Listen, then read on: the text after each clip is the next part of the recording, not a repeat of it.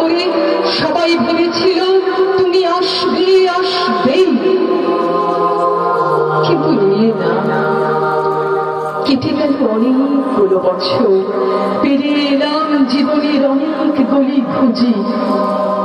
তুমি এখন বিমানবন্দরে, সভা সমিতিতে, রিসার্চ ব্যুরোতে, এমনকি ছেলের নামকরণেও শুধু হৃদয়ে যেন দোলা দেয় না। জানো, তোমার জন্মদিনটা এখন সবাই ছুটির দিন বলে আয়েশ করে উপভোগ করে। আর ছেলেরা, তারা তো এখন দেশ থেকে বিদেশের খবরই বেশি রাখে। আর মেয়েরা, তারা স্বাধীনতার ভেলায় চড়ে হতচকিত।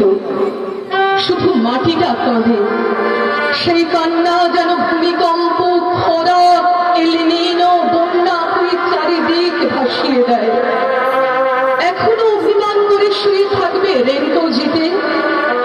আজ যখন ঘাড়ের ওপর AK-47 নিঃশ্বাস, রক্তের হরি খেলা ধর্মের জিগিরে, তখন শোনাও সেই আওয়াজ, আমি সুভাষ বলছি। মেয়েটা দৌড়ে এসে বলবে, মা, মা দেখো উনি আসছেন। পাশের বাড়ির মেসোমশাই ডাকবেন জানলা দিয়ে, বৌমা, আমি বলিনি উনি ফিরে আসবেন। খোলা জানালার ধারে দাঁড়াবেন মায়েরা, তাদের ডান হাতে শঙ্খ, বাঁচোখে জল। নদী হবে উত্তাল, নৌকাবে সমান, পরাণ মাছিও চেঁচাবে, উনি আসতেছেন।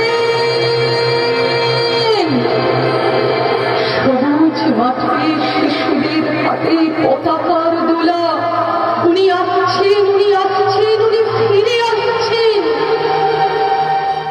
তোমার হারিয়ে যাওয়া জন্মদিনের ভেতর থেকে উঠে আসবে আর একটাতেই সে, আজ স্বাধীনতার ঠিক আগের মুহূর্তে দাঁড়িয়ে তোমাকে আমার এই চিঠি। প্রণাম নিও, ভালো থেকো নেতাজি, প্রণাম নিও।